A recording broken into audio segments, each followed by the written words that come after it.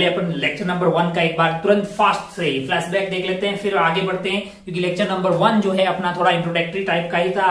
Lecture number 1 में हमने बातें की थी, लेक्चर नंबर 1 में हमने बातें की थी मोशन की, हमने ये छोटी छोटी बातें की थी कि आने वाले कुछ महीनों में हम क्या पढ़ने वाले हैं, और हमें ये पता लगा कि हम सब बेसिकली क्लासिकल मैकेनिक्स में मोशन के बारे में बातें करने वाले हैं। फिर हमें पता लगा कि मोशन 2-3 टाइप की होती है, translational, rotational and combined translational and rotational motion. फिर अपने को पता लगा कि वो ट्रांसलेशनल की पढ़ाई तो हम शुरू कर चुके, मैंने कहा ट्रांसलेशनल तो थोड़ा थोड़ा हम पढ़ भी चुके काइनेमेटिक्स में, मैंने कहा, लेकिन वहां हमने ट्रांसलेशनल मोशन की स्टडी तो की थी without knowing the cause of the motion. फिर अपने कॉज ऑफ द मोशन के बारे में बातें शुरू की, हमें धीरे धीरे समझ में आया कि फोर्स नाम का ये आइटम बहुत इंपॉर्टेंट होता है। फिर धीरे धीरे अपन फोर्स के बारे में बातें शुरू कर रहे हैं। फोर्स एक वेक्टर क्वांटिटी है जिसमें 3 आइटम होते हैं, मैग्नीट्यूड, डायरेक्शन और उसका पॉइंट ऑफ एप्लीकेशन, जो कि तीनों ही बहुत मतलब इंपॉर्टेंट चीजें उसकी होती है। फिर अपन ने वहां पे किया था क्लासिफिकेशन ऑफ फोर्स, है कि नहीं यार। फिर वहां पे हमने बातें की थी कि हम जो है कॉन्टेक्ट फोर्सेस के बारे में इस वाले चैप्टर में बातें करने वाले हैं कि नहीं यार।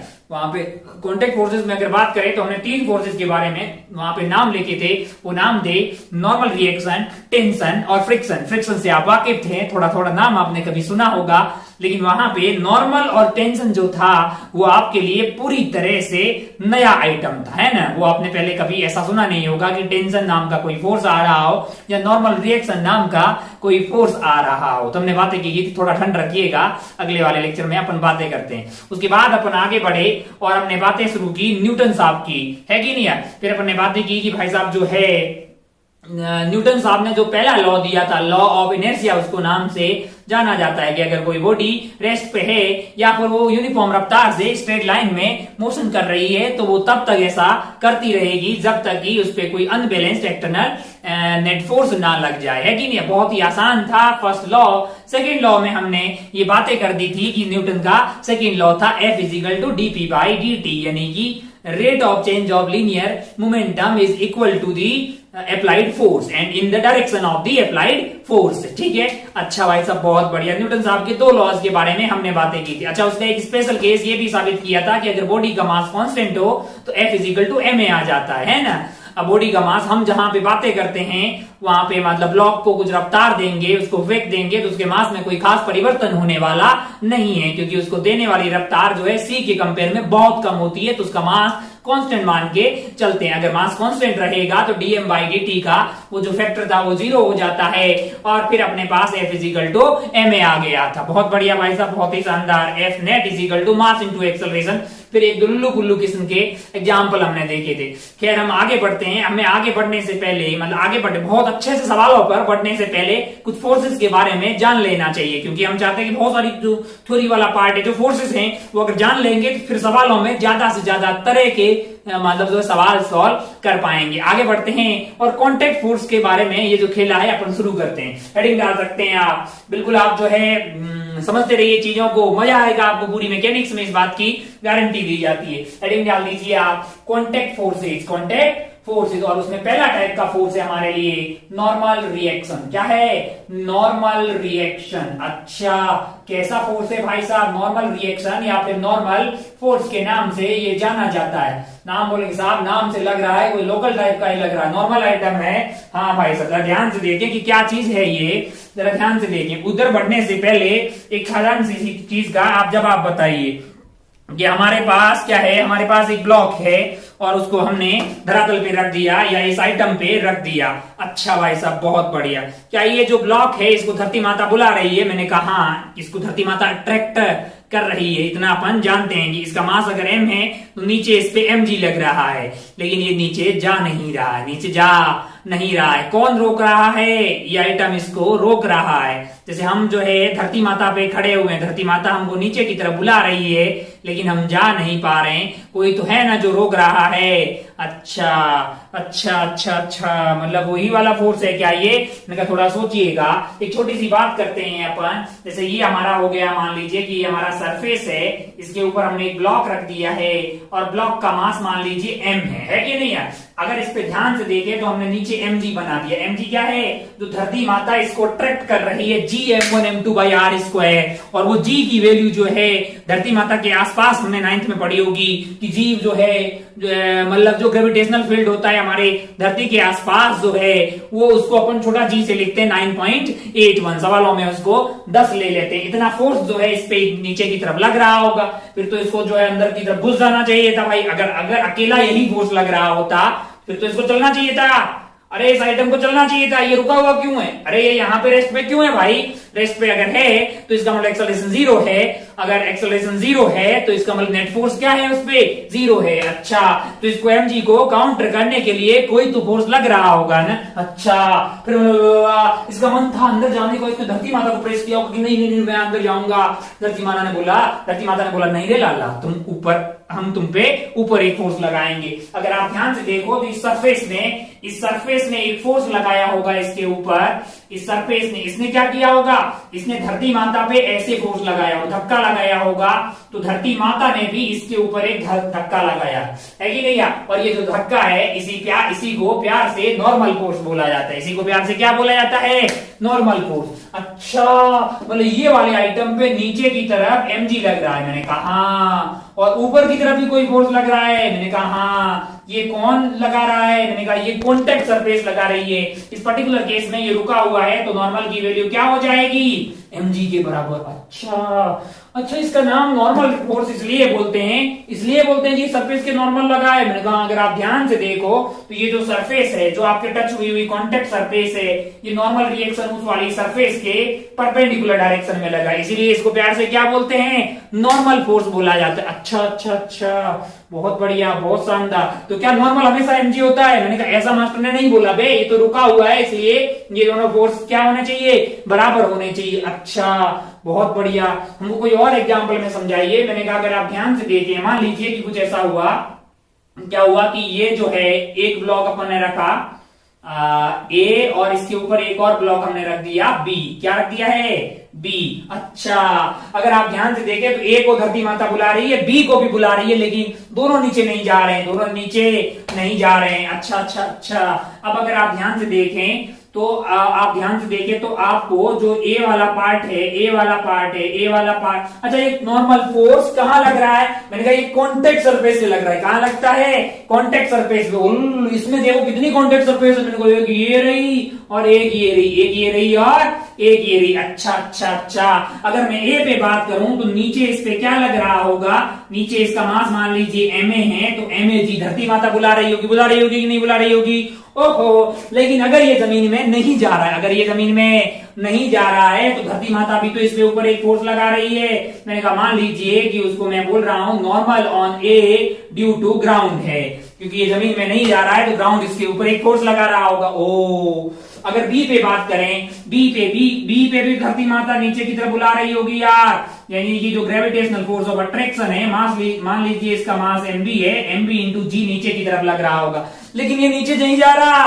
क्यों? क्योंकि ये कॉन्टैक्ट सरफेस जो है इसको नीचे जाने से रोक रही है, यानी ये कॉन्टैक्ट सरफेस इसके ऊपर एक फोर्स लगा रही है। This force is normal on B due to A. अच्छा, तो जैसे बी का नीचे जाने का मतलब है, तो क्या बी ए पे भी लगा रहा होगा? मैंने कहा हाँ। अगर आप ध्यान से देखें तो इसके ऊपर एक नीचे की तरफ फोर्स लग रहा होगा, that is normal on A due to B. तो अब आप समझ गए कि भाई साहब ये ऐसा फोर्स होता है जो सरफेस के नॉर्मल लगता है, ये सरफेस के नॉर्मल लगता है, इसीलिए इस फोर्स को प्यार से क्या बोला गया?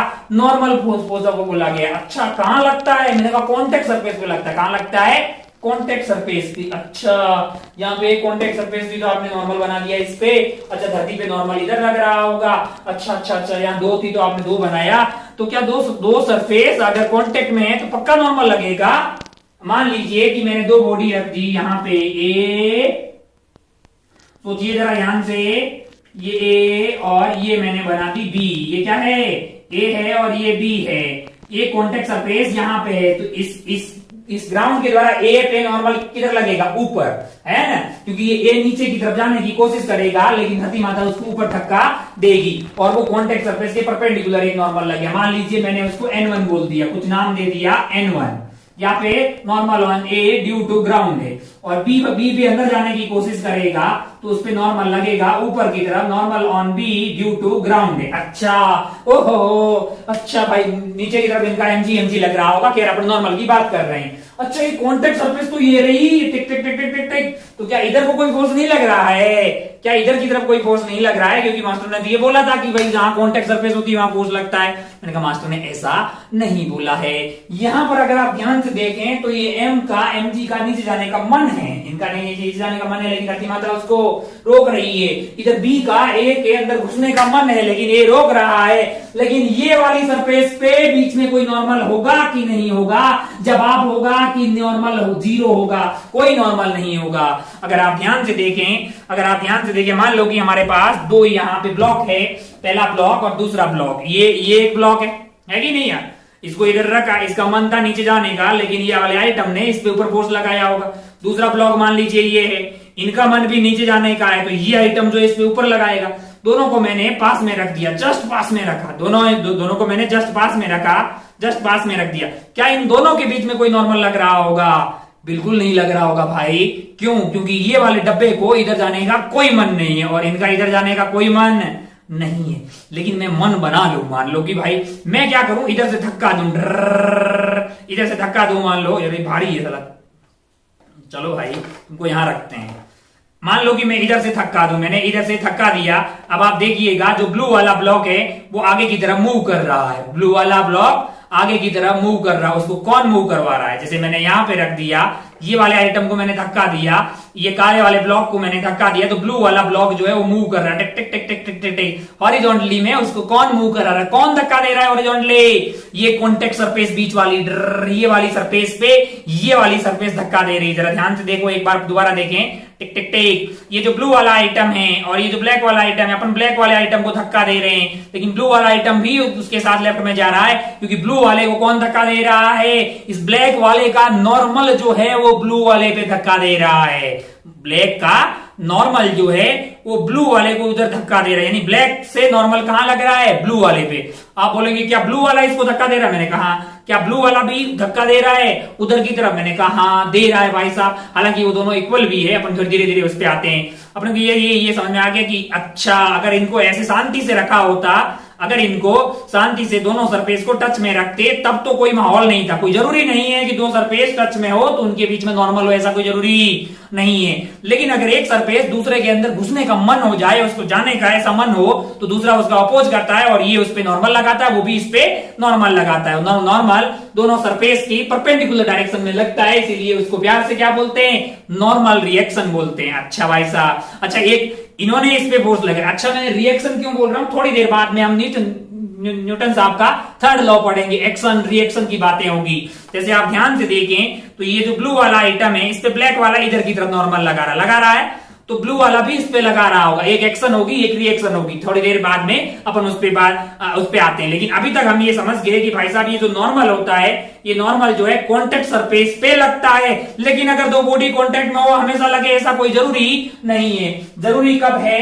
कि अगर मान लीजिए कि यही वाला आइटम, ये वाला आइटम अपना ए है, ये वाला आइटम अपना बी है, ओहो, और मैंने इधर से इस पे फोर्स लगा दिया, इधर फोर्स लगा दिया, यहाँ कहीं पे फ्रिक्शन नहीं है, तो क्या ये आइटम उधर की तरफ मूव करेगा? मैंने कहा मूव करेगा। तो बी वाले को कौन मूव करवाएगा? बी वाले को मूव करवाने वाला कौन है?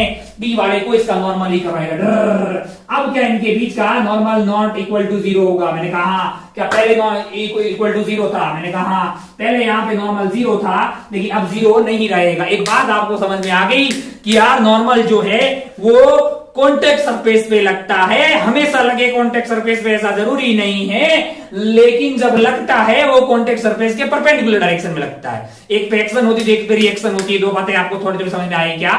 ओहो, तो क्या मैं नॉर्मल फोर्स को, अच्छा एक और फोटो बनाते, फिर थोड़ी और बातें करते। अच्छा एक चीज और समझ में आई, यहां तक आपको समझ में आया कि नॉर्मल सरफेस के परपेंडिकुलर लगता है, कॉन्टेक्ट सरफेस पे लगता है, और दो सरफेस कॉन्टेक्ट में हो तब लगेगा जब एक सरफेस दूसरे के अंदर घुसने का प्रयास करे और शांति से दो। अगर मैं इस बोर्ड के पास ऐसे खड़ा हूं, अगर मैं इस बोर्ड के पास ऐसे खड़ा हूं, मैं इसको कोई धक्का नहीं दे रहा हूं कि ये मुझे कोई धक्का नहीं देगा, लेकिन अगर मैं ऐसा कोशिश करूंगा, ऐसे खड़ा हो जाऊं, मतलब इसको धक्का दूं, तो इसने भी वापस मेरे को धक्का दिया कि अंदर मत घुसो भाई साहब, इधर हम अंदर जाने वाले नहीं है, आपको अंदर आने नहीं देंगे। ऐसा हो रहा है ना यार। तो अगर जस्ट टच होंगे दोनों सरफेस तो नॉर्मल नहीं लग रहा है, लेकिन अगर मैं इसको धक्का दे रहा हूं तो वो भी वापस मेरे को धक्का दे रहा है। एक एक्शन है तो एक रिएक्शन है। अच्छा बहुत बढ़िया। और वो जो भी कॉन्टेक्ट सरफेस है इसकी परपेंडिकुलर डायरेक्शन में लग रहा है। अच्छा अच्छा अच्छा अच्छा। एक बात बताएं, तो नॉर्मल मतलब क्या करना चाह रहा है? किसी सरफेस पे लग के वो क्या करना चाह रहा है? मेरे को ऐसा लग रहा है कि वो सरफेस को कंप्रेस करना चाह रहा है। देखो जरा देखो, इस वाली सरफेस में नॉर्मल कैसा लगा? ऊपर की तरफ लगा। देख देख देख देख देख, इस वाले बी के ऊपर ए के द्वारा कैसा सरफेस लगा? ऊपर की तरफ। बी के द्वारा ए पे कैसे लगा? मैंने कहा नीचे। सरफेस के परपेंडिकुलर लगता है और ऐसे लगता है कि उस सरफेस जो आइटम है उसको कंप्रेस करने की कोशिश करता है। अगर आप ध्यान से देखें, जरा यहाँ पे देखो, बी के ऊपर जरा यहाँ पे देखो, यहाँ पे है ही नहीं। बी के ऊपर ए के द्वारा फोर्स ऐसे लगेगा, वो कोशिश करेगा कि बी जो है वो पिचक जाए, और बी के द्वारा ए पे लगने वाला फोर्स इस तरह से लगेगा कि वो ए को पिचका दे। यानी कि आपको एक बात समझ में आई कि यार normal force is always perpendicular to the surface acts in such a way that it tries to compress the surface. हाँ भाई साहब। ओह अच्छा, बहुत बढ़िया, बहुत शानदार। छोटी छोटी बातें करते हैं, यहाँ पे बातें लिखते हैं कि normal normal normal force always acts perpendicular to the contact surface always act perpendicular to the contact surface in such a way that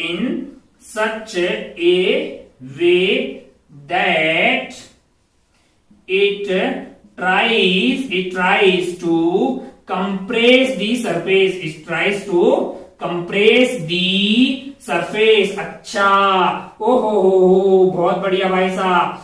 क्या ये दो सरफेस हमेशा टच में होगी? पक्का लगेगा? मैंने कहा नहीं। अगर एक दूसरे को धक्का देने की कोशिश करेगी तो फिर वहां पे जो है नॉर्मल आ जाएगा। अच्छा भाई साहब, बहुत बढ़िया। Always perpendicular to the contact surface in such a way that it tries to compress the surface. जैसे मान लीजिए कि ऐसा कुछ हो जाए। कैसा हो जाए? जरा ध्यान से देखें। मान लो कि ऐसा कुछ हो गया। ये वाला एक वेज है, ये वाला आइटम क्या है? वेज है। वेज, आप इस शेप के आइटम को अपन प्यार से क्या बोलेंगे? वेज बोलेंगे आगे, है ना? इसको बोलते हैं वेज, इस तरह की शेप को। और ये जो थीटा है इसको बोलते हैं एंगल ऑफ इंक्लिनेशन। क्या बोलते हैं? Angle of inclination. ये 10th लेवल का नॉलेज। एंगल ऑफ इंक्लिनेशन जो हॉरिजॉन्टल से एंगल था, है ना? एंगल ऑफ डिक्लिनेशन जो एंगल हॉरिजॉन्टल से नीचे था। और इसके ऊपर रखा हुआ है एक ब्लॉक। मान लीजिए कि इसका नाम ए है और इसका नाम बी है। अब बताइए, ए और बी के बीच में नॉर्मल लग रहा होगा कि नहीं लग रहा होगा? लग रहा होगा ना। ए बी के द्वारा ए के ऊपर, बी के द्वारा ए के ऊपर नॉर्मल इस सरफेस के परपेंडिकुलर ऐसे लग रहा होगा, normal on A due to B. और बी के ऊपर ए के द्वारा नॉर्मल इधर लग रहा होगा, normal on B due to A, normal on B due to A. और जो कॉन्टेक्ट सरफेस है उसकी परपेंडिकुलर डायरेक्शन में। अच्छा, तो आसान है नॉर्मल? मैंने कहा बहुत ही आसान है भाई। अच्छा अच्छा अच्छा, मतलब अगर सीधी सीधी बातें करें तो नॉर्मल ऐसा फोर्स है जो कॉन्टेक्ट सरफेस की परपेंडिकुलर डायरेक्शन में लगता है और it acts in such a way that it tries to compress that surface. और अगर दो सरफेस कांटेक्ट में हो तो नॉर्मल लगेगा, इसकी कोई गारंटी नहीं है। क्या नॉर्मल हमेशा एम्प्टी के बराबर होता है? मैंने कहा नहीं बे, नॉर्मल की वैल्यू तो कुछ भी हो सकती है, वो तो डिपेंड करता है अलग अलग सिचुएशन पे। इस पर्टिकुलर केस में यहाँ पे क्या हुआ? ये रुका हुआ था। अगर ये रुका हुआ तो ऊपर एन लग रहा है, नीचे mg लग रहा है, दोनों बराबर होंगे तभी ना रुका रहेगा यार। नेट फोर्स 0, नेट एक्सेलरेशन 0 हो जाएगा। अच्छा, बहुत बढ़िया, बहुत शानदार। ये तो समझ में आ गया कि वो सरफेस के परपेंडिकुलर लग रहा है। अगर एक छोटी सी बात करें, मान लो कि अपना बोर्ड पूरा भर गया है, थोड़ा सा यहाँ पे साफ करके एक छोटी सी बात और बताना चाह रहा हूं। मान लो कि कुछ ऐसा हो, यहाँ पे है ना कि प्लेन सरफेस बन रही है, बड़ा आसान सा हो रहा है, बड़ा ही आसान सा दिखाई दे रहा है कि उसकी डायरेक्शन किधर होगी। लेकिन ऐसा कुछ हो जाए, कैसा हो जाए जरा ध्यान से देखें। ऐसा कुछ हो जाए, मिट जाओ यार, मिटने में बड़ा भाव उठाते हैं। मान लो कि ऐसा कुछ हो जाए, हमारे पास जो सरफेस है वो ऐसी हो जाए। कल को तुमको बोले कि भीख मांगने वाला एक कटोरा जो है वो सरफेस पे रखा हुआ है। कहां रखा हुआ है? सरफेस पे रखा हुआ है ना। इसका मन था, इस बॉल का मन था कि जमीन के अंदर घुस जाए, लेकिन जमीन ने उसको मना किया। क्या लगाया उस पे? एक नॉर्मल फोर्स लगाया। कहां लगाया? मैंने कहा कॉन्टेक्ट सरफेस। कॉन्टेक्ट सरफेस तो एक पॉइंट सी आ रही है। कॉन्टेक्ट सरफेस कैसी आ रही है? एक पॉइंट टाइप की तो दिखाई दे रही, जस्ट एक पॉइंट मान लो कि टच हो रहा है, और ये हेमी स्पेरिकल है। कैसा है? हेमी स्पेरिकल कटोरा है, बाउल है भाई साहब। ओह, अगर ऐसा सीन हो, क्योंकि यहाँ पे तो जो कॉन्टेक्ट सरफेस आपके पास आ रही थी वो कैसी थी? प्लेन सरफेस थी दोनों की, तब तो नॉर्मल आपको साफ साफ दिखाई दे रहा था। यहाँ पे परेशान होने की कतई जरूरत नहीं, क्योंकि एक का पॉइंट आ रहा हो और दूसरे की अगर सरफेस आ रही हो तो आप दूसरे वाले की सरफेस के ऊपर परपेंडिकुलर डाल दें ऐसे, यानी कि इसके ऊपर नॉर्मल लगेगा इधर की तरफ, और इसके यानी कि नीचे वाली सरफेस पे नॉर्मल लगेगा इधर की तरफ। एक मिनट, अगर ये समझ में नहीं आया, अच्छे से फील नहीं है, तो एक और एग्जांपल लेते हैं। जैसे मान लो एक और एग्जांपल लें, कैसे ले, मान लो कि ऐसा कुछ हो, कैसा हो जाए? एक दीवार है, एक और दीवार है, और यहां पे अपने लगा दिए सीढ़ी जानते हैं ना, ऐसा है सीढ़ी, चढ़ने वाली सीढ़ी लगा। अच्छा, बहुत बढ़िया, बहुत शानदार। ओहो, अब अगर आप ध्यान से देखें तो यहाँ पे एक पॉइंट पे टच है और वो यहाँ पे एक पॉइंट पे टच है। अब क्या किया जाए, कैसे मतलब फोर्स माना जाए? यहाँ पे एक पॉइंट पे टच है, जस्ट एक पॉइंट पे टच है, और यहाँ पे भी एक पॉइंट पे ही टच है, यहाँ पे इस वाले पॉइंट पे। अच्छा भाई साहब, बहुत बढ़िया। मार्क्स ने बोला था कि जब एक सरफेस और एक पॉइंट हो, सरफेस पे परपेंडिकुलर डाल दो। ये आपका मान लीजिए N1 हो गया है, और यहाँ पे सरफेस और पॉइंट ऐसा है, सरफेस पे परपेंडिकुलर डाल दो, ये आपके पास N2 हो गया। भाई साहब एक मिनट, क्या आपके भेजे में उतरी कि कई बार ऐसा हो सकता है किसी एक का पॉइंट आए और दूसरे वाले का सरफेस आए, सरफेस पर परपेंडिकुलर डाल दो तो आपको क्या मिल जाएगा? नॉर्मल की डायरेक्शन। और एग्जांपल बताएं क्या? अच्छा, इसी को बता दें। मान लो कि यही वाला जो रॉड है, ऐसे लंबा रॉड मान लीजिए ऐसे रखा हुआ था। कैसे रखा हुआ था? ऐसे रखा हुआ है। अच्छा, और ये दीवार मान लीजिए यहां तक अपनी दीवार की, टिक टिक टिक टिक टिक टिक टिक टिक टिक टिक टिक, और ये रॉड रखी हुई। अच्छा भाई साहब, बहुत बढ़िया, बहुत शानदार। अगर आप ध्यान से देखें तो यहाँ वाले पॉइंट पे सिर्फ एक ही पॉइंट पे टच है ना यार, दीवार का एक पॉइंट टच है, और दूसरी वाली सरफेस जो कॉमन है वो ऐसी है, वो ऐसी है, वो कैसी है? वो ऐसी है। अच्छा, इस पर्टिकुलर पॉइंट पे, ये वाले पॉइंट पे नॉर्मल की डायरेक्शन क्या होगी? तो बोल रहे एक सरफेस का पॉइंट और दूसरी सरफेस अगर हो, मतलब एक साइड से पॉइंट आ रहा है और दूसरी बड़ी सरफेस आ रही है, बड़ी सरफेस पे नॉर्मल डाल दीजिए, यानी कि आपका इस डायरेक्शन में नॉर्मल लगेगा। किस पे? इस रॉड पे। किस पे? रॉड पे नॉर्मल इधर लगा, और ये वाले पॉइंट पे रॉड पे कैसा लगेगा? ये जो कॉन्टेक्ट सरफेस पे परपेंडिकुलर डाल दीजिए, N2 इधर की तरफ लग रहा होगा। अच्छा अच्छा अच्छा अच्छा, समझ में आ गया कि हो किसी एक सरफेस का पॉइंट और किसी की सरफेस आ रही है, बड़ी सरफेस आ रही है, तो बड़ी सरफेस में परपेंडिकुलर डाल दो ताकि नॉर्मल आपकी डायरेक्शन अपने को प्राप्त होती हुई दिखाई दे जाए। लॉजिकली आपको यहां समझ में भी आ रहा होगा कि ये पूरा कटोरा इस धरती माता को नीचे दबा रहा होगा, धरती माता उस पर उतने ही फोर्स से ऊपर की तरफ दबा रही होगी, तभी तो ये रुका हुआ है यार। अच्छा, बहुत बढ़िया भाई साहब, बहुत शानदार। अगर कल को तुमको बोल दे, लास्ट में फाइनल यार बहुत हो गया, बहुत पीएचडी होगी नॉर्मल के बारे में, ओहो, कल को तुमको बोल दे कि ये ऐसा आइटम है जिसको दो दीवारों के बीच में फंसा के रख दिया। अब जरा ध्यान से देखें, मान लो कि ये दो दीवारों के बीच में ऐसे फंसा के रख दिया, ये स्फीयर है, ये क्या है? स्फीयर है, और यहाँ पे ये पॉइंट यहाँ पे छोटा सा टच हुआ, थोड़ा सा टच हुआ। भाई साहब नॉर्मल की डायरेक्शन बताओ। इस स्फीयर पे अगर नॉर्मल की बात करें तो ये वाली दीवार जो है क्या करेंगे? अब जरा ध्यान से देखो, ऐसी सरफेस आ रही है और इस पे ऐसी आ रही है। आप जो कॉमन सरफेस है उस परपेंडिकुलर डाल दीजिए ऐसे, है ना, और यहां से इसके ऊपर क्या कर दीजिए? नॉर्मल डाल दीजिए ऐसे। अच्छा, तो ये क्या नॉर्मल यहाँ पे फोर्स की डायरेक्शन होगी मैंने कहा, और यहाँ पे कौन सी फोर्स की डायरेक्शन होगी? ऐसी डायरेक्शन हो जाएगी, है ना।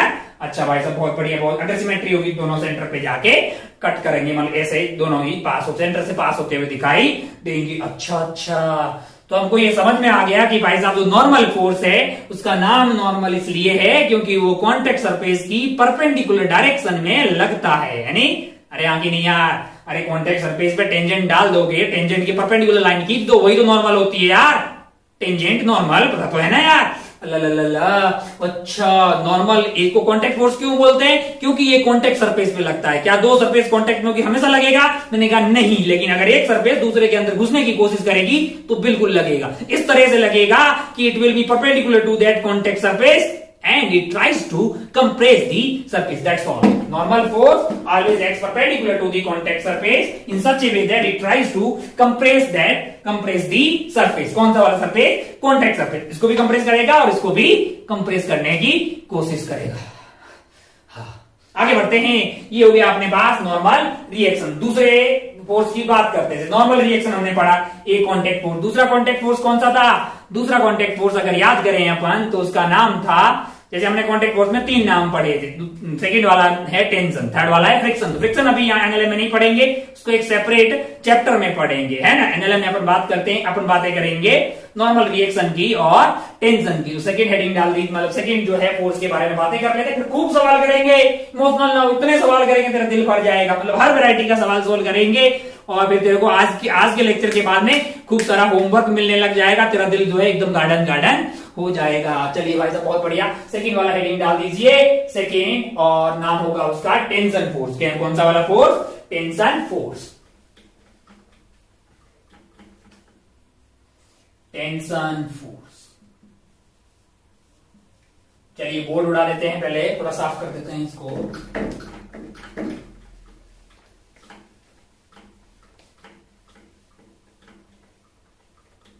चलिए भाई साहब, बोर्ड हो गया है अपना चकाचक। आगे बातें करते हैं टेंशन फोर्स की। कौन से वाले फोर्स की? टेंशन फोर्स की। दूर दूर तक मानसिक तनाव से इसका कोई लेना देना नहीं है। अच्छा, क्या है फिर ये? इसको तो समझना बहुत आसान है। मान लीजिए कि अपन ने क्या किया, एक आइटम को, एक धागा लिया। क्या लिया है हमने? एक स्ट्रिंग ली, और एक स्ट्रिंग लेके उसमें अपने एक आइटम यानी ब्लॉक को टांग दिया। ब्लॉक को टांग दिया भाई साहब। ऐसा समझिए कि अपने पास कोई धागा है। क्या धागा तो नहीं है, लेकिन ये यूज कर सकते हैं, ये कर सकते हैं। मान लो कि ऐसा कुछ आइटम लिया और यहाँ पे बांध दिया, और उससे एक ब्लॉक यानी कि मास एम का ये जो ब्लॉक है उसको अपन ने ऐसे बांध दिया। ठीक है भाई साहब, धागा थोड़ा लंबा हो गया, खैर कोई बात नहीं, फोल्ड कर लेते हैं। ऐसा कर दिया, ये देखो यहां से बांध दिया भाई साहब, और ये लटक रहा है धागा, है कि नहीं है? इसका मास क्या है? एम है। धरती माता इसे बहुत प्रेम करती है, धरती माता सबसे प्रेम करती है। ये जानते हैं ना धरती माता प्रेम करने का मतलब? मास्टर क्या बोल रहा है? मास्टर ये बोल रहा है कि G m1m2/r² से फोर्स लग रहा है आत्मा। नीचे की तरफ इसका अगर मास m है, नीचे की तरफ इसमें फोर्स क्या लग रहा होगा? ऐसे रखा हुआ है, नीचे की तरफ इससे फोर्स लग रहा होगा mg। नीचे की तरफ इस वाले ब्लॉक पे, यानी ये वाले ब्लॉक पे अगर यहाँ पे रखा जाए, नीचे की तरफ फोर्स लग रहा है mg। अच्छा, लेकिन भाई साहब ये तो गिर ही नहीं रहा। ऐसे तो इसको गिर जाना चाहिए था ना। ये पीछे वाला जो स्ट्रिंग है, ऐसे तो इसको गिर जाना चाहिए था। ये क्या है? ये धागा है। ये क्या है? स्ट्रिंग है। अच्छा भाई साहब, बहुत बढ़िया। नीचे mg लग रहा है, इसका मतलब इसको निपट जाना चाहिए था, नीचे की तरफ कूद के मर जाना चाहिए था, खत्म हो जाना चाहिए था, धरती माता के पास चला जाना चाहिए था, लेकिन ये नहीं जा रहा है। इसका मतलब ये इसका जाने का मन था। इसने क्या बोला होगा स्प्रिंग के ये वाले पार्ट को कि चलो बेटा अपन तो चलते, क्योंकि अपने को नीचे बुलाया जा रहा है, नीचे जाने का इसका मन हुआ। लेकिन स्प्रिंग ने बोला कि नहीं, क्योंकि अगर तुम नीचे जाओगे तो तुम हमारा लेंथ को बढ़ाओगे, तुम हमारी लेंथ को बढ़ाओगे, क्योंकि अगर तुम नीचे जाओगे तुम चाह रहे हो कि मतलब ये फिक्स है, यहाँ पे फिक्स है, हाथ भले ही मेरा फिक्स नहीं हो, ये ऐसा फिक्स है। ये अगर नीचे जाने का कोशिश कर रहेगा तो ये कोशिश करेगा कि ये वाला जो लेंथ है, ये लेंथ है, ये चेंज हो जाए। लेकिन इस स्ट्रिंग को ये पसंद नहीं, इस स्ट्रिंग को पसंद नहीं है। हमारी जो स्ट्रिंग्स रहेगी वो इनएक्सटेंसिबल है। कैसी है? इनएक्सटेंसिबल। क्या मतलब है इसका? इसका मतलब है कि इसमें कोई इलोंगेशन नहीं होगा, इसमें कोई इलोंगेशन होने वाला नहीं है। अच्छा, और इसका कोई मास नहीं है, और मास लेस है। कैसी है? मास लेस है। थोड़ी और बातें अपन धीरे धीरे करेंगे। अभी अपन ये मान रहे हैं इसका मास एम है, इसमें कोई मास नहीं है, कोई मास नहीं है। तो ऐसा हो सकता सवाल करने यार इमोशनल का हो रहा है, थोड़े दिनों में मास भी रख देंगे, एकदम से रख देंगे क्या पहले ही दिन? इसमें कोई मास नहीं है, मान ले इसमें कोई मास नहीं है, ओ हो, और इसको नीचे बुलाया जा रहा है ऐसे एमजी से। तो भाई इस वाले ब्लॉक ने बोला इस वाले स्ट्रिंग को कि चलो तुम भी चलो। स्ट्रिंग बोला ऐसा करने से तो अपन लंबा हो जाएगा, लेकिन अपने को लंबा नहीं होना है, अपना लेंथ एल है उतना ही रखना है, क्योंकि अपन तो इनएक्सटेंसिबल है। ओहो, अगर तुमको कोई खींच रहा है तो हम इसका अपोज करते हैं, क्योंकि तुम हमें साथ में लेके जाना चाह रहे हो, हमारी लेंथ को बढ़ाना चाह रहे हो, और हम इसका अपोज करते हैं। अगर तुम्हें अगर कोई नीचे खींच रहा है तो हम उसका अपोज करते हैं, और हम खुद उसका अपोज इस तरह से करेंगे कि हम तुम पे एक फोर्स लगाएंगे ऊपर की तरफ, तुम्हारे ऊपर एक फोर्स लगाएंगे जो mg को बैलेंस कर देगा। इस पर्टिकुलर केस में धागा क्या कर रहा है, धागा एक फोर्स लगा रहा है जो mg के बराबर। क्या टेंशन हमेशा mg के बराबर होता है? नहीं, ये वाला ब्लॉक जो है वो रुका हुआ है, इसका मतलब ऊपर का फोर्स और नीचे का फोर्स क्या होना चाहिए, बराबर होना चाहिए, यानी mg की वैल्यू t के बराबर होना चाहिए, यानी t is equal to mg हो गया। अच्छा भाई साहब, बहुत बढ़िया, बहुत शानदार। ओ हो, अच्छा। अगर आप ध्यान से देखें तो हमने क्या किया है, हमने ये बोला है कि अच्छा, और अगर आप ध्यान से देखें तो यहां वाले पॉइंट पे टेंशन क्या कर रहा होगा, ये वाले पॉइंट पे, ये वाले पॉइंट पे ये धागा जो है, ये वाला धागा इसको ऐसे खींचा जा रहा है, तो ये मेरे इस वाले पॉइंट पे, यानी हर पॉइंट पे खींच रहा होगा, यहाँ पे ऐसे खींच रहा होगा, है ना, ऐसे खींच रहा होगा। अच्छा अच्छा अच्छा, एक छोटा सा आइडिया लगा। एक और एग्जांपल लेते हैं, मान लो कि एक और एग्जांपल लेते हैं, जैसे ब्लॉक ए है यहाँ पे, इसको अपन धागे से ब्लॉक बी से कनेक्ट किया, ब्लॉक बी से। ब्लॉक आपको समझ में आता है ना, ईटा टाइप का कोई सा भी एक आइटम ले लीजिए। अच्छा, फिर हमने क्या किया, मैंने कहा इस पे एक फोर्स लगाया, इस पे हमने क्या लगाया है, एक फोर्स लगाया। इसको फोर्स लगाने से क्या होगा, मैंने कहा बी वाला आइटम चल निकलेगा, बी वाला चलने लगेगा। ओहो, अगर बी वाला चलेगा तो बी वाले से कनेक्टेड है धागा, बीच में कौन है, स्ट्रिंग है। कैसी है, इनएक्सपेंसिबल एंड मासलेस। और बी के चलने से ये धागा भी चलने लगा, तो ए को किसने चलाया, ए को किसने चलाया, क्योंकि ए भी चलेगा, अगर बी भी चलेगा तो भाई मतलब टॉर्सिंग की हुई, आगे वाला चल रहा है तो पीछे वाले को भी खींच के लाएगा, पीछे वाले को खींच के लाएगा, तो कौन लाया होगा, धागा लाया होगा ना यार, धागा लाया होगा। अच्छा, मतलब इस धागे में टेंशन आ जाएगी, धागा इधर की तरफ खींचेगा और इस वाले को बोलेगा नहीं नहीं नहीं, मेरे को मतलब ये बी जो है आगे जाने की कोशिश करेगा, तो इस पे क्या लगाएगा, इधर की तरफ लगाएगा। अच्छा, तो यहां से एक बात समझ में आती है कि ये स्ट्रिंग फोर्स मतलब टेंशन फोर्स ऐसा होता है जो धागे के अंदर लगता है। It acts in such a way that it opposes the increase in the length of the string. It acts in such a way that it opposes the increase in the length of the string. अच्छा, एक और चीज मैं confirm बोल सकता हूं कि it always acts along the string. अरे भाई, स्ट्रिंग में ही लग रहा है तो along the string ही लगेगा ना यार, 37 डिग्री के एंगल पे थोड़ी लग सकता। ओ, थोड़ी की बात आई कि tension force, tension force,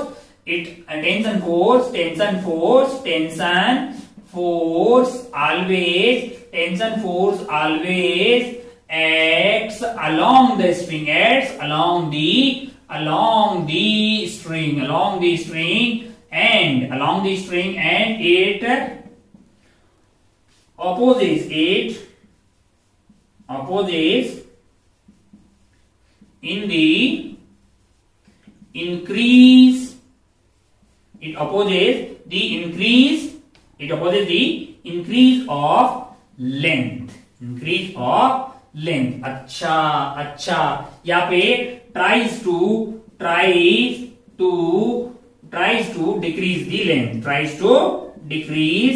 the length, है ना, अपने बढ़ने वाली लेंथ को कम करने की कोशिश करता है। इसके लगने के कारण ये क्या करेगा, लेंथ को बढ़ाने की कोशिश करेगा, लेकिन टेंशन इस तरह से लगेगा कि वो अपनी लेंथ जो है उसको मेंटेन करके रखे। अच्छा, कहां लगता है, मैंने कहा धागा हो जाए, यहाँ पे धागे की बजाय क्या करता, मैं एक रॉड रख देता, यहाँ पे एक रॉड रख देता भाई साहब। रॉड क्या होगी, मैंने कहा ऐसा ही धागे से बड़ी हो जाएगी, मास लेस और इनएक्सटेंसिबल रॉड हो गई, तो रॉड में भी यही होगा ना यार, एमजी नीचे लग रहा होगा तो रॉड के द्वारा टेंशन ऊपर की तरफ लगे। तो आपको ये समझ में आया कि अच्छा टेंशन भी एक फोर्स ही है। मैंने कहा फोर्स ही है, कहां लगता है, मैंने धागा वागा में लगता है यार। अच्छा, एक बात और समझ में आई तुमको कि इसकी एक लिमिट होती है यार भाई, वो धागे की लिमिट होती है। अब ऐसे नहीं कि भाई पतला सा धागा तूने रखा है, यहाँ पे पतला सा ये धागा है और यहाँ पे मतलब तेरे जैसा मोटा आदमी 100 किलो का यहाँ पे लटक जाए, टूट जाएगा नहीं यार। तो एक लिमिट होती है, एक लिमिट के बाद में ये स्ट्रिंग टूट जाएगी। तो ये टूटने उठने की प्रॉपर्टी जो है वो लास्ट सेशन में अपन बातें करेंगे कि कितनी लिमिट होगी, क्या वो प्रॉपर्टी है। लेकिन आपको समझ में आ गया कि भाई साहब जो ये टेंशन फोर्स होता है, it acts along the string and it tries to oppose the increase in the length, या it tries to reduce the length, it tries to reduce the length, it tries to decrease the length या फिर reduce the length बात करके। It always acts along the string, normal acts perpendicular to the surface and that tries to compress the surface, लेकिन tension acts along the string and it tries to reduce the length of the string। अच्छा, बहुत बढ़िया भाई साहब, दो contact force तो आप सिखा दिए, मतलब समझ में आ गया भाई साहब, बहुत बढ़िया। अच्छा, ये इसको खींच रहा है, इसको ऐसे खींच रहा है, अच्छा ये भी समझ में आ गया, बहुत बढ़िया। तीसरा वाला कॉन्टेक्ट फोर्स मैंने कहा वो फ्रिक्शन है, उसको अपन अलग से एक चैप्टर में पढ़ेंगे, बहुत ज्यादा डेप्थ में पढ़ेंगे, उसको चैप्टर ही अलग कर दिया। अभी तक कहीं पे फ्रिक्शन नहीं है, कहीं पे फ्रिक्शन नहीं है, फ्रिक्शन को तो अपने चैप्टर ही अलग कर दिया, उसको अपन जो है न्यूटन लॉज ऑफ मोशन की खत्म होने के बाद में नया चैप्टर के नाम पे पढ़ेंगे। अच्छा अच्छा अच्छा अच्छा, दो पढ़ लिए। मैंने कहा अब क्या करोगे, मैंने कहा अब अपने को बढ़ना चाहिए सवालों पे, लेकिन सवालों पे बढ़ने से पहले एक बहुत ज्यादा आसान तो बहुत है, लेकिन बहुत ज्यादा इंपॉर्टेंट चीज के बारे में बात करेंगे। क्या नाम है उसका? नाम है उसका free body diagram. Free body diagram, FBD ऐसा बोलते हैं कि मैकेनिक्स के सवालों में अगर आपने किसी बॉडी का फ्री बॉडी डायग्राम अच्छे से बना लिया, अगर आपने किसी बॉडी का फ्री बॉडी डायग्राम अच्छे से बना लिया, तो आप समझो कि 50% मैकेनिक्स के सवाल, मतलब वो सवाल का 50% पार्ट खत्म ही हो गया। मतलब फ्री बॉडी डायग्राम अगर अच्छे से बना लिया तो 50% सवाल खत्म हो गया। तो बोलेगा बड़ी खतरनाक भाई चीज है, तुरंत बता दो, बहुत ही मतलब जो इंपॉर्टेंट चीज है। मैंने कहा हाँ, फ्री बॉडी डायग्राम, हेडिंग डालिए आप, free body diagram, free body diagram. ओहो हो, अब बार बार हम फ्री बॉडी डायग्राम नहीं बोलेंगे, प्यार से मार्केट में इसको FBD के नाम से जाना जाता है। क्या नाम से? FBD बनाना, बहुत टफ होता होगा, फिर तो बड़ा टफ होता होगा। ऐसा बिल्कुल नहीं, इतना आसान है कि तूने अभी इससे पहले कई बार किया है, तूने इससे पहले कई बार किया, पहले कर लिया। मैंने कहा बहुत ही ज्यादा आसान है, जरा ध्यान से देख, देख तूने किया है, देख जरा ध्यान से। ये देख मास m है। ओ, अगर मैं तुमसे कोई बोले कि इस मास m का फ्री बॉडी डायग्राम बनाओ, तो उसका मतलब है कि इस मास m को फ्री कर दो। क्या किया है? फ्री कर दिया, सेपरेट बना दिया, फ्री रख दिया। क्या? ओहो, बॉडी को फ्री कर दिया, और उस पे लगने वाले तमाम फोर्सेस को शो कर दो, जैसे वो लग रहे हैं उनको शो कर दीजिए। अच्छा, इस पे कौन कौन से फोर्स लगेंगे? मैंने कहा नीचे की तरफ धरती माता इसको बुला रही होगी, एक mg फोर्स लग रहा होगा। मैंने कहा तो पहले ही कर दिया है, इसमें कोई बहुत ज्यादा टफ चीज नहीं है। एक धागा फोर्स लगा रहा होगा। मैंने कहा हाँ, धागा इसको ऊपर की तरफ खींच रहा होगा। ओहो, इतना आसान है फ्री बॉडी डायग्राम। मैंने कहा किसी बॉडी को फ्री कर दीजिए और उस पे लगने वाले फोर्सेस को उसके सेंटर पे शो कर दीजिए, बात ही खत्म। अरे बात ही खत्म, इतना ही है भाई। और अगर ये काम अच्छे से कर लो तो मैकेनिक्स के सवाल का 50% पार्ट खत्म हो जाता है, मतलब आसानी से। अच्छा, इतना आसान है तो लोग डरते हैं। मैंने कहा लोग पागल है बे, तुम कोई कमजोर छात्र थोड़ी हो, तुम थोड़ी उसमें डरने वाले हो। अच्छा, बहुत बढ़िया, कोई और चीज बताओ। मैंने कहीं और बताना पड़ेगा। जैसे मान लो एक और एग्जांपल लेते हैं अपन, जैसे मान लो कि बहुत ही घटिया किस्म का ये वाला एग्जांपल लेते हैं। मान लीजिए मास m है यहाँ पे। ओहो, आपको बोले कि इसकी FBD बनाओ, इसका क्या बनाओ? फ्री बॉडी डायग्राम बनाओ, तो तुरंत उसको फ्री कर देगा।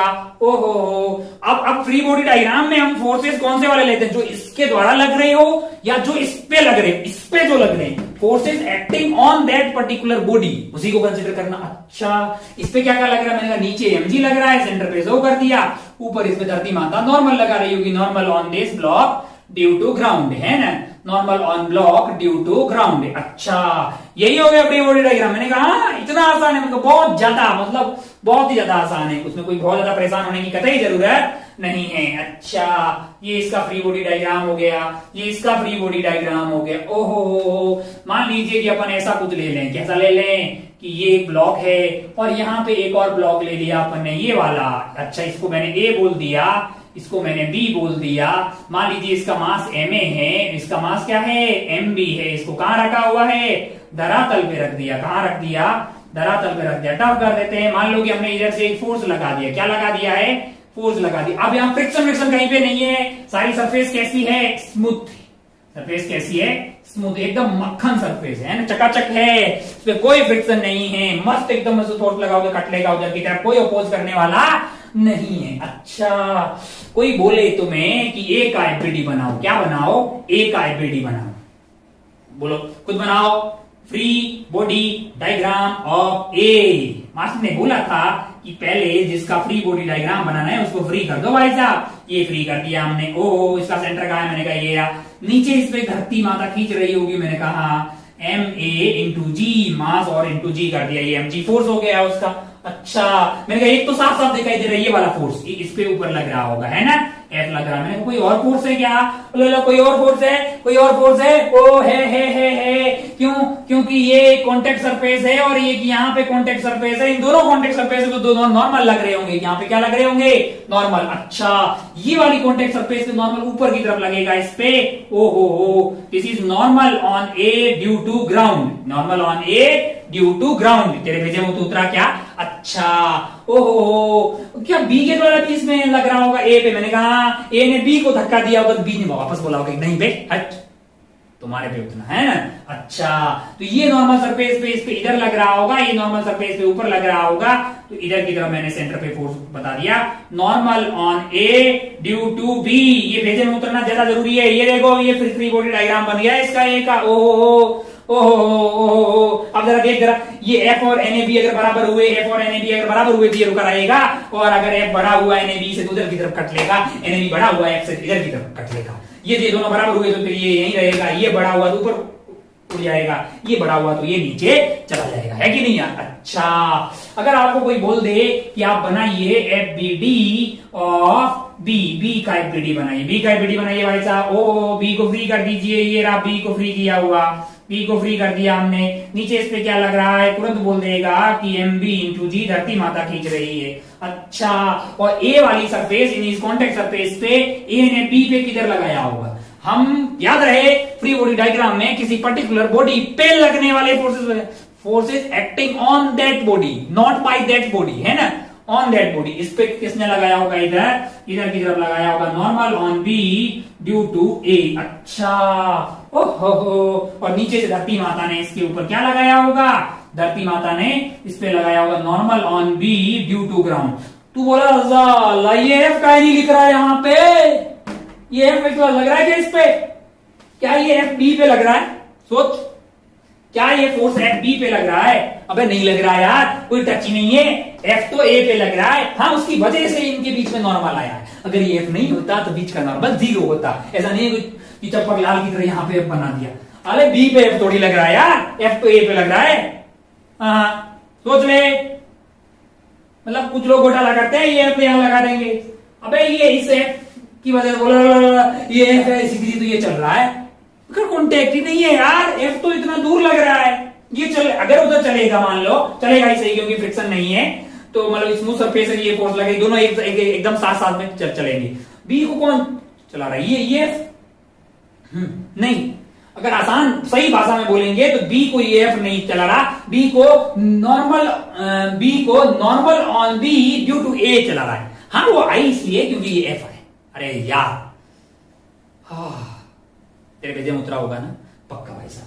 अच्छा भाई साहब, बहुत बढ़िया, बहुत ही शानदार। ओ तो फ्री बॉडी डायग्राम इतना आसान है। मैंने कहा हाँ, क्या करना होता है? किसी भी बॉडी को फ्री कर दीजिए और उस पे लगने वाले तमाम फोर्सेस को आप उसके सेंटर पे सही डायरेक्शन में और सही मैग्नीट्यूड में शो कीजिए। ऐसा नहीं कि भाई साहब एमजी लग तो नहीं नीचे रहा और तुमने ऐसे 37 डिग्री के एंगल पे बना दिया। अबे रायता फैल जाएगा ना यार, जिधर की डायरेक्शन में, क्योंकि फोर्स क्या है? वो हमारा एक वेक्टर क्वांटिटी, उसका डायरेक्शन और मैग्नीट्यूड दोनों सही होना चाहिए। इनफैक्ट उसका पॉइंट ऑफ एप्लीकेशन भी सही होना चाहिए। But Newton laws of motion में अभी अपन पॉइंट ऑफ एप्लीकेशन पे कोई फोकस नहीं कर रहे। हम सारे फोर्सेस को कहां कर रहे हैं? वो centre of the body. By default जो है बॉडी को अपन बहुत छोटा सा मानते हैं और उसके सेंटर पे इन सारे फोर्सेस को शो कर रहे हैं। धीरे धीरे आगे बढ़ेंगे तो शायद हम इन सब बातों पे भी बातें करेंगे कि वो फोर्स एग्जैक्टली कौन से पॉइंट पे लग रहा है। यहां पे लगना, यहां पे लगना, यहां पे लगना, अलग अलग बातें हो सकती है, क्योंकि वो अपन ने बात की थी कि एक 10 न्यूटन का फोर्स यहां लगाया जाए तो अलग घटना हुई थी, और यहां लगाया था तो अलग घटना हुई थी। यहां लगाया तो चल गया था, यहां लगाया था तो घूम गया था, है कि नहीं यार? अच्छा,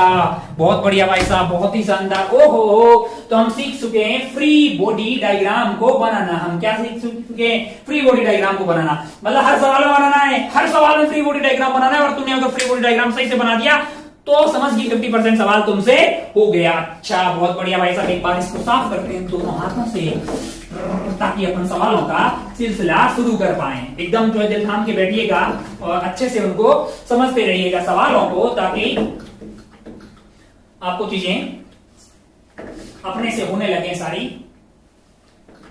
तो अभी तक आज के लेक्चर में अपन सीखे हैं नॉर्मल फोर्स क्या होता है, एक बार दोबारा बता दूं कि ये फोर्स जो है सरफेस की परपेंडिकुलर डायरेक्शन में, सरफेस की परपेंडिकुलर डायरेक्शन में लगता है। कैसे लगता है, सरफेस की परपेंडिकुलर डायरेक्शन में लगता है। अच्छा, and it tries to compress the surface, अच्छा, ओहो, बहुत बढ़िया।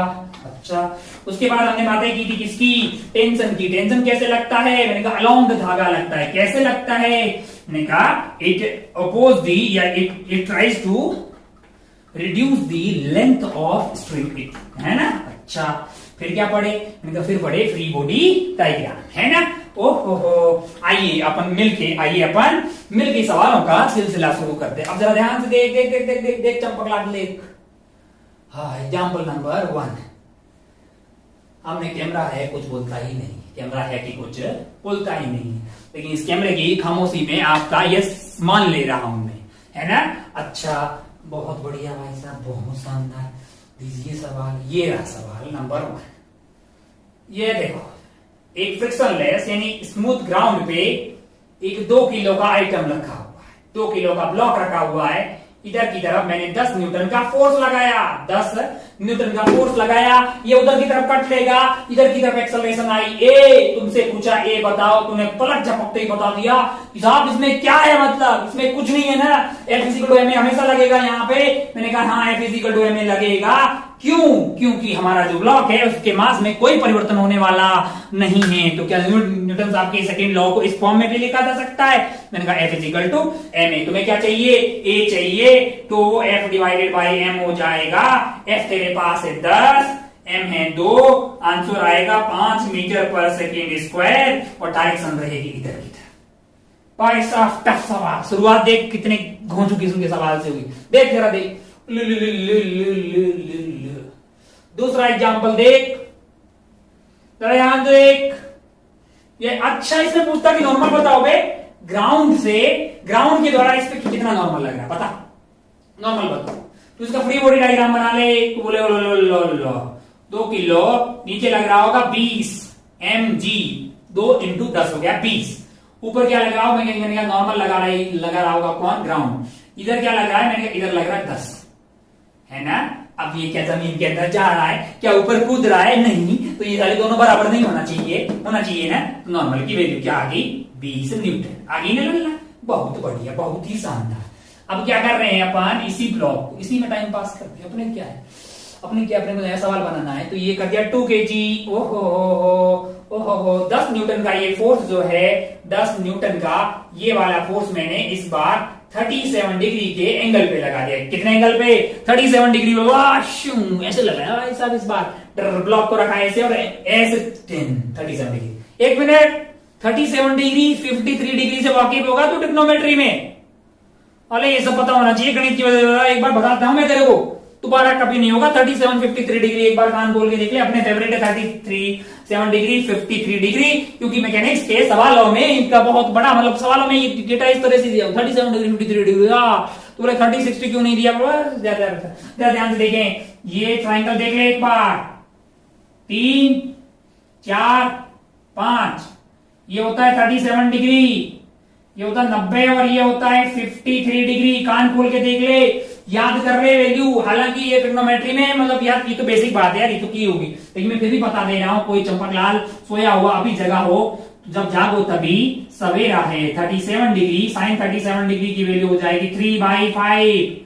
बोल, कोस 37 डिग्री की वैल्यू हो जाएगी 4/5। देख ले आत्मा, tan 37 डिग्री, ओहो 3/4। ओहो, पहली बार आया इसलिए बता दे रहा हूं, बार बार ये नहीं बताने वाला, याद कर ले। ओहो, बाय डिफॉल्ट मास्टर आपको पहले ही बोल चुका है, ये मानता है कि आपका कुछ वजह रही होगी जिसकी वजह से आपको कुछ बातें बहुत बेसिक सी भी नहीं पता होगी, वो भी बताई जाएगी। लेकिन अब भी अगर आपकी वो रह गई ना, फिर भाई साहब भगवान भी कुछ नहीं कर सकता। साइन 53 डिग्री 4/5 हो जाएगा। आगे बढ़ते हैं, cos 53 degree that is equal to 3/5। फिर बात कर लेते हैं अपन tan 53 डिग्री की, जो कि हो जाएगा हमारे लिए 4/3, है ना।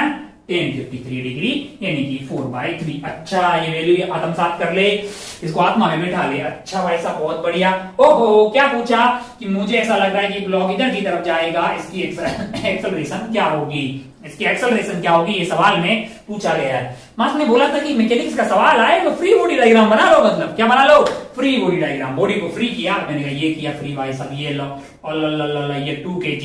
ओहो नीचे क्या लग रहा है, मैंने कहा नीचे लग रहा है 20 न्यूटन। क्या लग रहा है, 20 न्यूटन। अच्छा धरती माता कैसे फोर्स लगा रही होगी, मैंने कहा ऊपर लगा रही होगी एन। काइक को मैंने ऊपर बोला, कॉन्टैक्ट सरफेस से परपेंडिकुलर लगता है नॉर्मल, अभी सीख गया फ्रेश फ्रेश एकदम चकाचक। ये जो अच्छा ये फोर्स है कि कितना, सॉरी ये तो बताया ही नहीं, क्या लगा दिया मैंने 10 न्यूटन का फोर्स लगा दिया। मैंने कुछ भी फोर्स लगाया, इसका मैग्नीट्यूड मैंने नहीं दिया, कह रहा भी ले लो 10 न्यूटन का, यही वाला फोर्स को ऐसे लगा दिया 10 न्यूटन। अच्छा तुम्हें क्या बोला ऐसे, मेरे को अच्छा नहीं लग रहा कि ये 37 डिग्री, क्या मैं इसके कंपोनेंट ले लूं, मैंने कहा हाँ तभी तो बताया यार, इसके कंपोनेंट कर दो। एक ये फोर्स सही में लग कैसे रहा है, मैंने कहा ऐसे लग रहा है, कैसे लग रहा है, ऐसे लग रहा है, लेकिन इसके दो कंपोनेंट कर दिए, एक मैंने हॉरिजॉन्टल वाला कंपोनेंट कर दिया, एक वर्टिकल वाला कंपोनेंट कर दिया, है कि नहीं यार। हॉरिजॉन्टल वाला कंपोनेंट क्या आएगा, तू बोलेगा 10 cos 37 डिग्री, और ये वर्टिकल वाला कंपोनेंट क्या आ जाएगा, वेक्टर के कंपोनेंट लेने शायद तेरे को आते होंगे, है ना,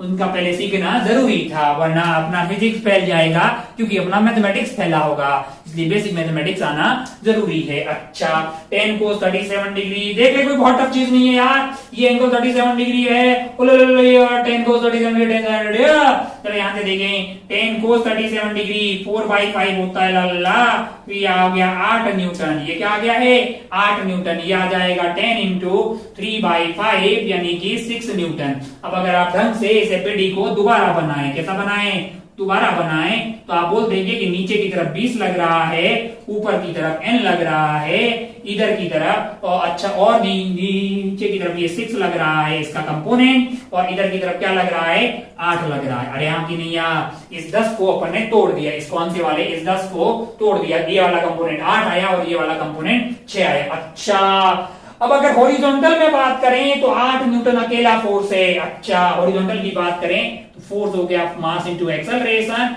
यानी कि 8 इंटू मास इसका कितना है 2 kg इंटू एक्सेलरेशन, एक्सेलरेशन आई 4 मीटर पर सेकेंड स्क्वायर। अच्छा और वर्टिकल में आपको बोले कि नॉर्मल क्या है, तो अच्छा यहाँ पे पूछ ले आपसे कि नॉर्मल क्या है बताओ, और नॉर्मल बताओ, पिछली बार नॉर्मल कितना आया था 20 आया था। अच्छा यहाँ पे बताओ नॉर्मल, ये रुका हुआ है, ऐसा नहीं कि आप ऐसे फोर्स लगाओगे जमीन में घुस जाएगा, जमीन में घुसने वाला नहीं है, इसका ये कंपोनेंट हॉरिजॉन्टल में कोई रोकने वाला नहीं है, तो ये चले जाएगा। हमको तो लगता है कि ऊपर वाला और नीचे वाला फोर्स बराबर होना चाहिए, यानी कि नॉर्मल की वैल्यू 26 न्यूटन होनी चाहिए। अच्छा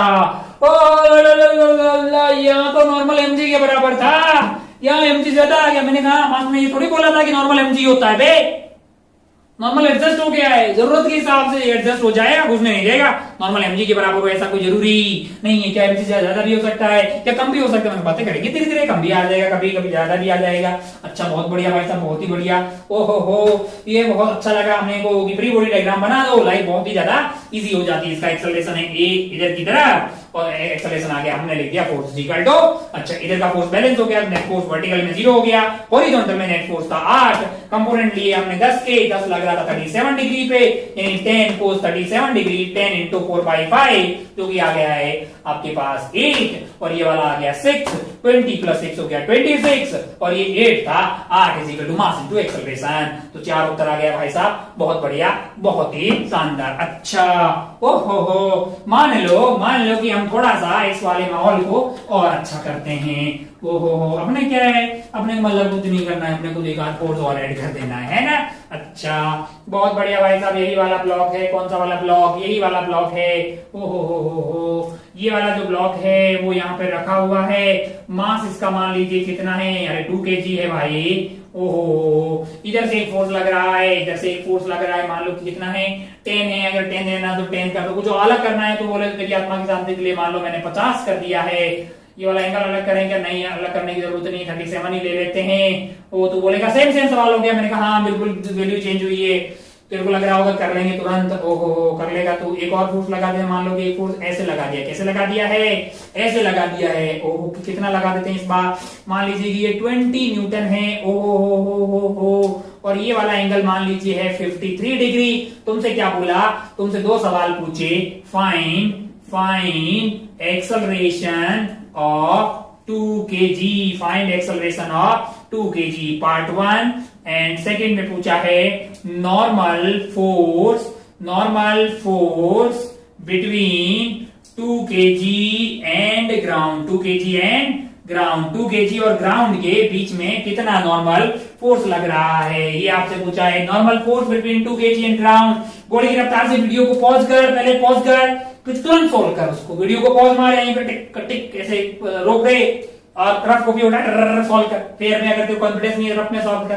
बहुत आसान है, बहुत ही आसान है, बेसिक से सीखते जाएं भाई साहब, एकदम प्रो लेवल पे जाएंगे अपन, धीरे धीरे ओलंपियाड लेवल पे बढ़ते बढ़ते आगे जाएंगे। अभी तेरे को बेसिक सारी बातें समझ में आनी चाहिए। फ्री बॉडी डायग्राम बना, मास्टर ने बोला फ्री बॉडी डायग्राम सारे काम हो जाते हैं। मास्टर ने सही बोला होगा, मास्टर है तो सही बोल रहा होगा, मास्टर है तो सही बोल रहा होगा। अच्छा बहुत बढ़िया भाई साहब, बहुत शानदार हो। तब तक हम बोर्ड को थोड़ा सा चकाचक कर ले। आप क्या कर रहे हैं, आप मतलब उस सवाल के आंसर निकालें, आप तब तक सवाल के आंसर निकालते रहें। बोर्ड पता नहीं बड़ा खराब हो जाता है यार, काहे हमको परेशान कर रहे हैं। ऑनलाइन पढ़ाई में खुद ही लिखो, खुद ही मिटाओ, खुद ही समझो, पता नहीं कौन कोई समझ रहा है कि नहीं। खैर आप होनहार बच्चे हैं तो समझ ही रहे होंगे, समझ रहे हैं ना भाई साहब। या ऐसा तो नहीं कि मतलब जो है फोन को ऐसा रखा हुआ है, बेड पे सोए हुए हैं मस्त एकदम जो है कुछ खा पी रहे हैं और देख रहे हैं कि सही है मास्टर सही परेशान हो रहा, खुद ही लिख रहा, खुद ही मिटा रहा, खूब परेशान हो, मजा आ रहा है। नहीं ना भाई साहब।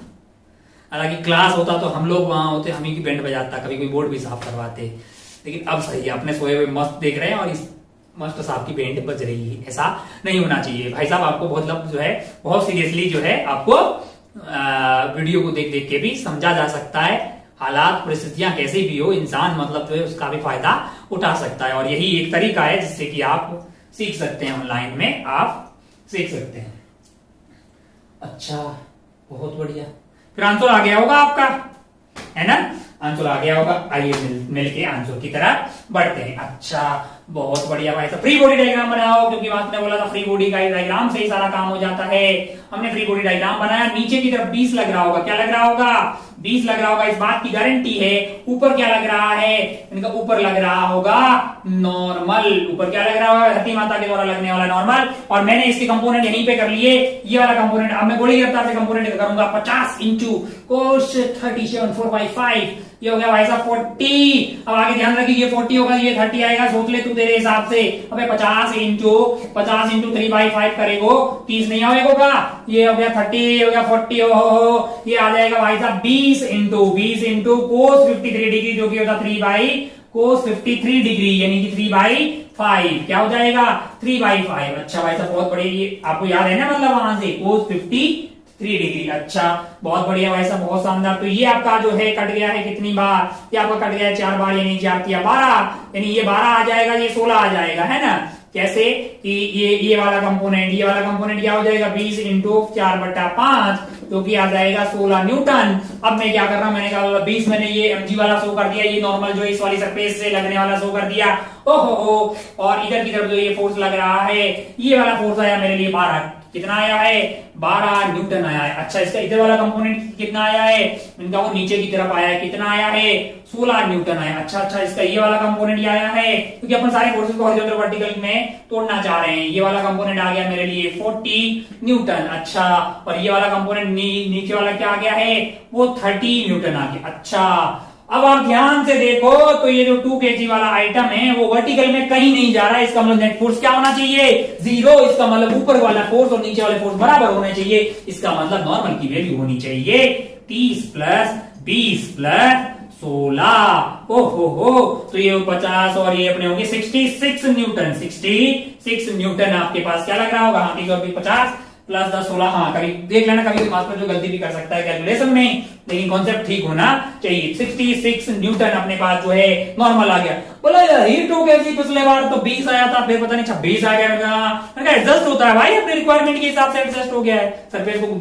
अगर ये जो है ये वाला ब्लॉक धरती माता को ज्यादा फोर्स लगाए, धरती माता भी उस पर ज्यादा फोर्स लगाएगी, है कि नहीं यार? एक लिमिट तक एक ऐसा हो सकता है कि आप हद से ज्यादा दबाओ और ये वाला ब्लॉक ही टूट जाए, वो बातें अपन यहाँ पे नहीं कर रहे हैं। अच्छा, बहुत बढ़िया भाई साहब। अब अगर हॉरिजॉन्टल में अपन बातें करें, कैसे करें? हॉरिजॉन्टल में अगर बातें करें तो हॉरिजॉन्टल में मेरे को लग रहा है उधर की तरफ ज्यादा फोर्स है। नेट फोर्स क्या है हॉरिजॉन्टल में? 40 माइनस 12 नेट फोर्स है। और नेट फोर्स क्या होता है? F net is equal to mass into acceleration. Horizontal direction में, वर्टिकल में एक्सेलरेशन क्या है? 0 है ना।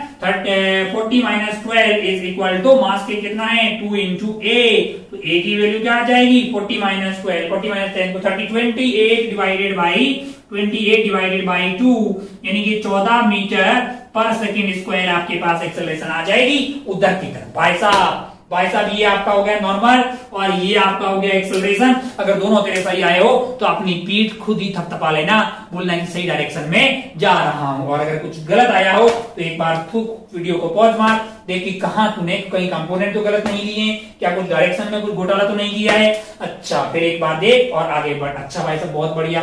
ओहो, पहला एग्जाम्पल था, दूसरा एग्जाम्पल था, ये तीसरा हो गया शायद, है ना। बहुत बढ़िया भाई साहब, बहुत शानदार। और एग्जाम्पल ले गया, बिल्कुल ले लेते हैं। वक्त अपने पास कितना हुआ है? वक्त है अपने पास। एक और एग्जाम्पल लेते हैं, मजा आएगा भाई साहब। ओ मान लो कि अपन ने एक एग्जाम्पल लिया, जैसे मान लो कि हम एग्जाम्पल ले लेते हैं, एक एग्जाम्पल लेते हैं। मान लो कि भाई साहब क्या हुआ कि ये हाँ यहाँ पे एक ब्लॉक रख देते हैं। ओहो, लड़का लोग अभी सोच रहे होंगे कि दिमाग का दही करने लग गया है, ये ब्लॉक्स के नंबर बढ़ाने लग गया है। मैंने कहा हाँ, पहले एक ही था, अब मान लीजिए 2 कर देते हैं या 3 कर देते हैं सीधा ही। एक ब्लॉक यहाँ पे है और एक ब्लॉक मान लीजिए कि कहाँ पे है? यहाँ पे है। और एक ब्लॉक मान लीजिए कि उसके आगे यहाँ पे है। ये 3 ब्लॉक रख दिए अपन ने, है कि नहीं? माई लाइफ माई रूल्स, उसमें क्या है? ओहो, ये मान लीजिए है 2 kg, कितना है? 2 kg। ये मान लीजिए है 3 kg। अच्छा, और मान लीजिए कि ये वाला आइटम है 5 kg। क्या है? 5 kg। और इधर से फोर्स लग रहा है, इधर से फोर्स क्या लग रहा है? इधर से फोर्स लग रहा है मान लीजिए कितना? 50 न्यूटन। क्या लग रहा है? 50 न्यूटन जो है वो फोर्स हमने इधर से लगाया। अच्छा, और ये स्मूथ है, ये सब कुछ सरफेस कैसी है? स्मूथ। कैसी है? स्मूथ है, एकदम कहीं फ्रिक्शन नहीं है। बाय डिफॉल्ट ये चैप्टर में फ्रिक्शन है ही नहीं, फ्रिक्शन नाम का चैप्टर ही आगे आएगा। ओहो, आपसे पूछा जाए कि normal on 5 kg due to, या 5 kg ना लेके इनके नाम लिख देते हैं। नॉर्मल ऑन, इसका नाम मान लो ए दे दिया, इसका नाम बी दे दिया, इसका नाम सी दे दिया। नॉर्मल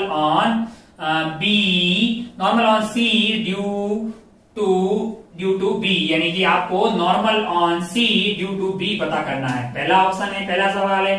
दूसरा सवाल है कि आपको normal on B due to C पता करना है। तुरंत शुरू हो जाइए, घोड़े की रफ्तार शुरू हो जाइए। डेटा तो कुछ कम नहीं है, मैंने कहा नहीं है, मास दिया है, नाम दे दिया है, फोर्स दे दिया है। देखिए जरा ध्यान से और तुरंत सॉल्व कर डालिए, एकदम जो है रॉकेट की रफ्तार से।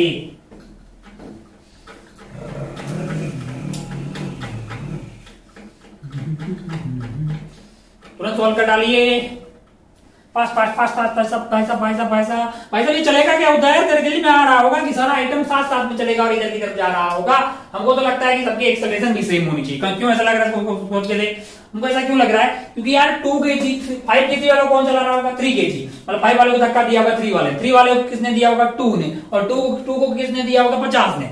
तो जब ऐसा तो हो ही नहीं सकता कि 5 kg आगे निकल जाए और 3 kg आराम से आ रहा हो, ऐसा हो ही नहीं सकता। 5 kg चल ही लिया रहा क्योंकि 3 वाला उसको धक्के दे रहा है कि नहीं यार? ये मैच की लाइन की तरह है, पीछे वाला आगे धक्का दे रहा, टक आगे वाला उसको, उससे आगे वाला उसको, इस तरह। अब अगर आप ध्यान से देखें तो सबकी एक्सेलरेशन कॉमन होगी, तो मेरे को एक चीज साफ दिखाई दे रही है कि अगर मैं बात करूं इस पूरे को एक सिस्टम ले लूं, इस पूरे को अगर मैं एक सिस्टम ले लूं, आप दोनों के आंसर वीडियो को पॉज मार के पहले निकाल लें, क्योंकि अगर आपके ये आंसर आए और मेरे आंसर से आपको मैच हुए तो आपका कॉन्फिडेंस और बढ़ेगा कि वाह ऐसा आंसर से आगे निकाल दिया आपने। इस पूरे को एक सिस्टम ले लेते, इस पूरे को अगर आप सिस्टम लेंगे तो ये आइटम कैसा बन जाएगा? ये आइटम बन जाएगा ऐसे, ऐसे ऐसे ऐसा बन जाएगा, ऐसे 2 kg plus 3 kg 5 kg plus 5 kg, यानी टोटल हो गया आपके लिए 10 kg।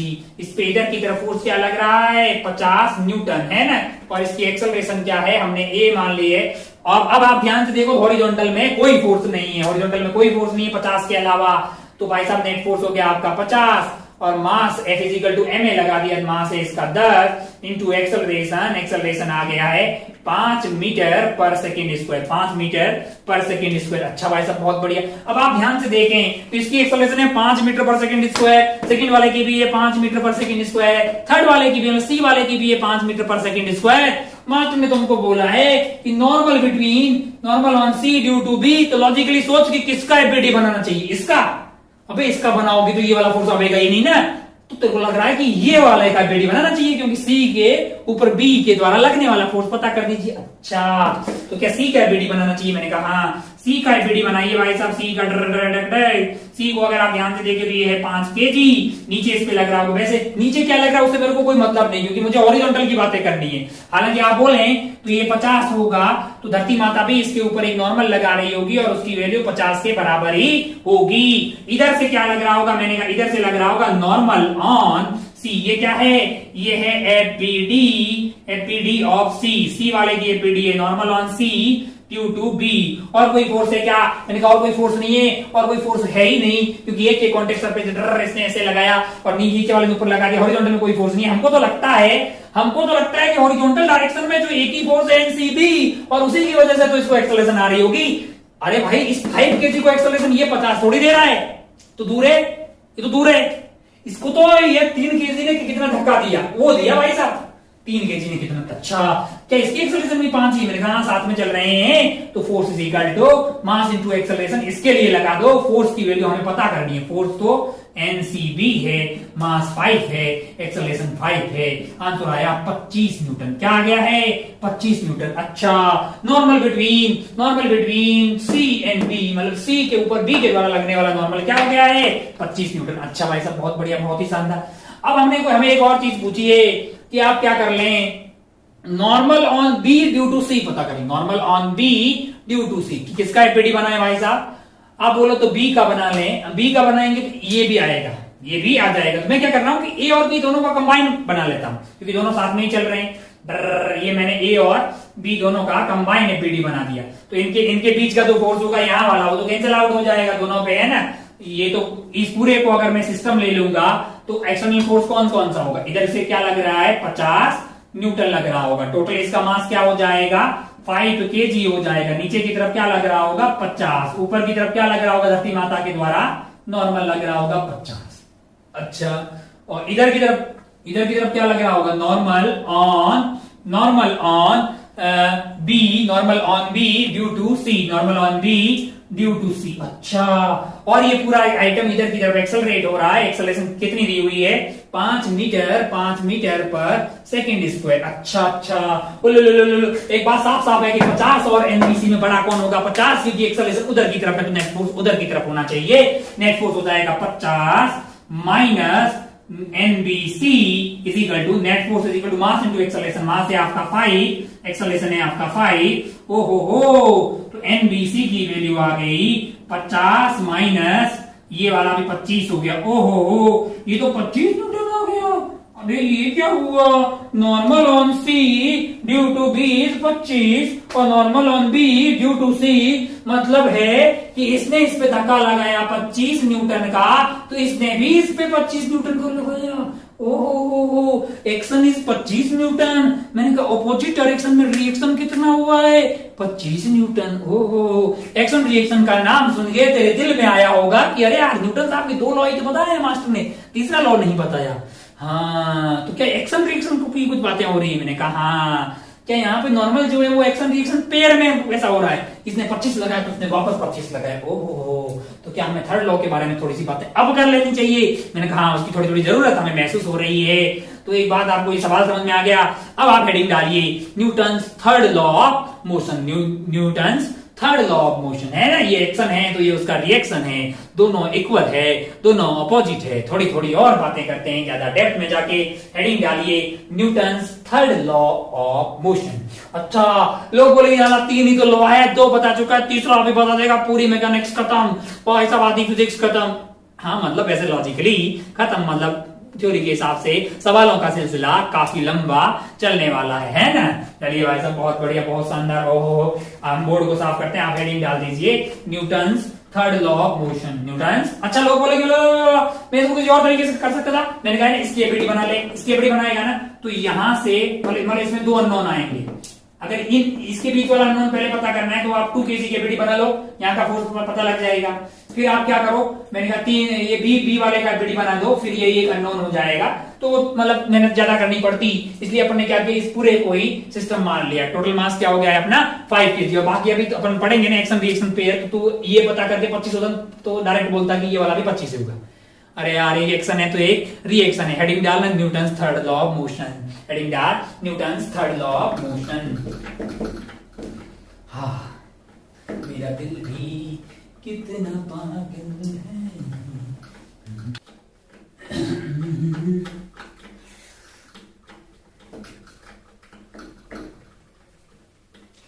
बोर्ड तो लगभग चकाचक हो गया है, हमको टाइमिंग देखना चाहिए यार, अराउंड 60 प्लस, अराउंड 65 70 के अराउंड मिनट्स हो गए हैं, तो भाई 1 घंटे की लिमिट तो हम ऑलरेडी क्रॉस कर चुके। चलिए आज का मतलब टाइम हो रहा है खत्म, तो अपन नेक्स्ट वाली जो क्लास है थर्ड वाली, उसकी स्टार्टिंग करते हैं Newton's third law of motion से। अगर आज का तुरंत अपन जो है आज जो पढ़ा उसको रिवाइज कर ले, छोटी छोटी बातें अगर मतलब की पॉइंट की बात करें तो हमने बातें शुरू की थी, पहले आते ही 5 मिनट हमने पुराना देखा और फिर हमने बातें आज शुरू की है। आज हमने बातें की कॉन्टेक्ट फोर्सेस से, कार्यक्रम की शुरुआत की, नॉर्मल फोर्स के बारे में ज्ञान लिया कि भाई नॉर्मल फोर्स जो है वो परपेंडिकुलर टू दी सरफेस लगता है और कॉन्टेक्ट सरफेस के परपेंडिकुलर लगता है। फिर अपने टेंशन के बारे में बात की कि अलोंग द स्ट्रिंग होता है और वो इलोंगेशन इन द स्ट्रिंग या फिर मतलब जो भी उसकी लेंथ में इंक्रीज होता है उसका अपोज करने की कोशिश करता है। अच्छा भाई साहब, बहुत बढ़िया। फिर अपन चले गए फ्री बॉडी डायग्राम पे और फिर जो है न्यूटन साहब के सेकंड लॉ पे कुछ सवाल हमने देखे हैं और ये सवालों का सिलसिला ऐसे ही आगे बढ़ता रहेगा। फ्री बॉडी डायग्राम हमने सीखा है, उसका बहुत बहुत इंपॉर्टेंट है। अभी हमारे पास वक्त हो गया है तो अपन न्यूटन थर्ड लॉ से थर्ड वाले हमारे लेक्चर की शुरुआत करेंगे, ठीक है। आप और आज वाले लेक्चर के बाद में आपको होमवर्क मिलना शुरू हो जाएगा, तो आप होमवर्क पूरी शिद्दत से करें। मतलब आपको खराब लगेगा कैसा मास्टर है दिन पर होमवर्क की नोट्स बनाने की ऐसी बातें करता है, लेकिन ये करना जरूरी है। ये करेंगे तभी आपको जो है चीजें जो समझ में आई है अच्छे से, उसको फिर आप नए नए सवालों में खुद से करेंगे तो आपको एक कॉन्फिडेंस आने लगेगा, फिजिक्स में आपको फील आने लगेगी, आपको इंटरेस्ट आने लगेगा। चलिए हम आज की खेला को फिर फाइनली यहाँ पे खत्म करते हैं। आप अपना, अपने परिवार का, अपने स्वास्थ्य का पूरा ख्याल रखिएगा। आज के लिए इतना ही। जय हिंद, जय भारत, टेक केयर, बाय।